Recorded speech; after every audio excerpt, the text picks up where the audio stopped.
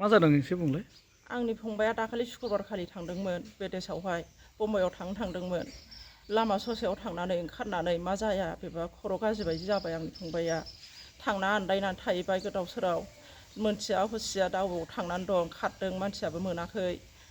एसे अननानै नागिरनानै होदो आंनि फंबायखौ गोदाव सोराव माहाय दं बेबा। सोर सोर थाङामोन बिसोरो? थांनाया बिसोरो साथाम थांदोंमोन। साथाम थांनायावहाय बे हारसिंल' ट्रेननिफ्राय ओंखारनानै थालांबाय। ओमफ्राय सानैया थांग्रोबोदोंमोन। थांनानै ओमफ्राय सानैखौबो उल्था गिदिंहोफिनबाय। ओमफ्राय थाफैबाय लोगोफोरजों ज'। खानानै दोनदों पुलिसफोरा खानानै दोनदों होनदोंमोन।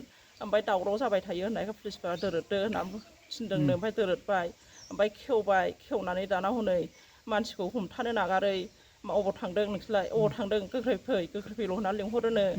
ओमफ्राय दाना दसेनि उनावनो ससे थांबायनो मालाय खारबाय मानसिया। ओमफ्राय दा नागिरबाय अशक नार्जारि मानसिया गोमानाया औ। मा जायगानि? बिनिनो जारागुरिनिनो। दा जायनाया बबे जायगायाव जाहैदों? जाहैनाया राजस्थानियावहाय। दा नागिरबा मोना। एसे अननानै नागिरना होदो। मानसिया ओरैनो माबा मेन्टेलि उसुबिदा दंमोन नामा सिगां? सिगां गैयामोन बिदि हजों थांनासो जाहैदों। मा जाखो बेखौ मिथिया। थांबाय थानायाव जाहैदों नामा? औ हजोंनो ट्रेनावहाय मा मोनजाखो बेखौ मिथिला। बे ट्रेनाव जाहैदों ओंखारनायाव जादोंनो। गावहा बिजि थुनाय बायदि मोनदोंनो। ओमफ्राय बेखौल' खिथाहरनो रोंगौ गावहा। ओमफ्राय उनावहाय गैला फाग्ला बायदि जाबाय उन्दैया। ना खबर ना दबर। दाखालि रायज्लायबाय एसे एनै भिडिअ कलावहाय रायज्लायहरबाय बुंहरोसो होद आंजों दारायलाय आं मिथिया अबाव सोंहरलाबायो आं नै गसाइगावआव आं नै माबायाव नै आं सराइबिलाव होनलाबायो उन्दैया। मोजां माब्ला थाङामोन? शुक्रबार खालि। शुक्रबार खय थारिखमोनथाय थारिखखौबो मिथिला। जाबाय दे। नामा मा होनदोंमोनलाय? अशक नार्जारि। दे। मा जादों एसे बुंलाय? आंनि फंबाया दाखालि शुक्रबार खालि थांदोंमोन बेदेसावहाय बम्बाइआव थांदोंमोन। लामा ससेयाव थांनानै ओंखारनानै मा जाया बेबा खर' गाज्रि बायदि जाबाय आंनि फंबाया। थांना आन्दायनानै थाहैबाय गोदाव सोराव। मोनथिया हुसिया दा अबाव थांनानै दं खारदों मानसियाबो मोनाखै। एसे अननानै नागिरनानै होदो आंनि फंबायखौ गोदाव सोराव माहाय दं बेबा। सोर सोर थाङामोन बिसोरो? थांनाया बिसोरो साथाम थांदोंमोन। साथाम थांनायावहाय बे हारसिंल' ट्रेननिफ्राय ओंखारनानै थालांबाय। ओमफ्राय सानैया थांग्रोबोदोंमोन। थांनानै ओमफ्राय सानैखौबो उल्था गिदिंहोफिनबाय। ओमफ्राय थाफैबाय लोगोफोरजों ज'। खानानै दोनदों पुलिसफोरा खानानै दोनदों होनदोंमोन। ओमफ्राय दावराव जाबाय थायो होननायखाय पुलिसफोरा दोरोददो होननानै थिनदोंनो। ओमफ्राय दोरोदबाय। ओमफ्राय खेवबाय खेवनानै दाना हनै मानसिखौ हमथानो नागारै अबाव थांदों नोंसोरलाय अबाव थांदों गोख्रै फैल' होननानै लिंहरोनो। ओमफ्राय दाना दसेनि उनावनो ससे थांबायनो मालाय खारबाय मानसिया। ओमफ्राय दा नागिरबा अशक नार्जारि मानसिया गोमानाया औ। मा जायगानि? बिनिनो जारागुरिनिनो। दा जायनाया बबे जायगायाव जाहैदों? जाहैनाया राजस्थानियावहाय। दा नागिरबा मोना। एसे अननानै नागिरना होदो।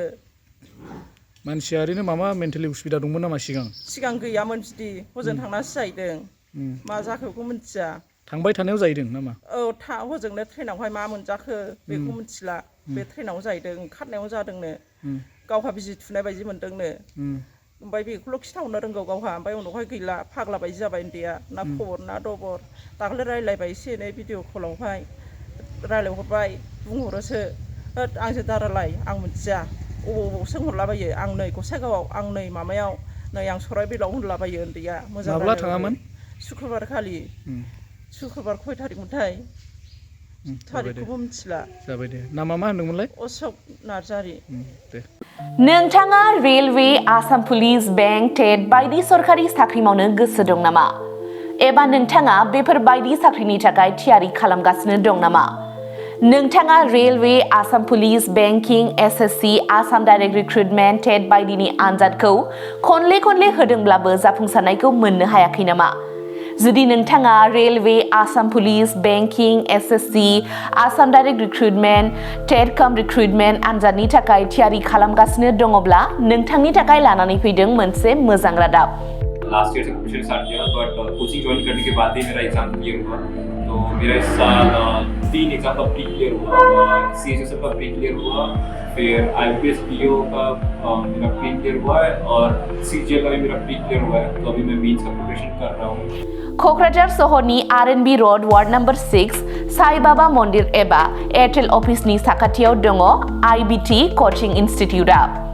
IBT Coaching Instituteआव banking, SSC, railways, defence, TET आरो गुबुन-गुबुन सरकारि साख्रिफोरनि आनजादनि कचिं होनाय जायो आरो बेनि मुं थिसननाया दासान्दि सोलिगासिनो दङ। आं नाजाथाय मेथ्सफोराव उइकफोरमोन ओमफ्राय दा बाहाय आं एसे गोख्रों जाबाय आरो बाहाय CA क्लासबो जायोमोन माने सामफ्राम कारेन्ट एफेयारफोर जानाय वार्ल्डआव मा जानाय जिउआव मा जानाय बिदिखौ मोनगोन ओमफ्राय रिजनिंफोर इंग्लिश क्लास जाजोबो खाथियाव।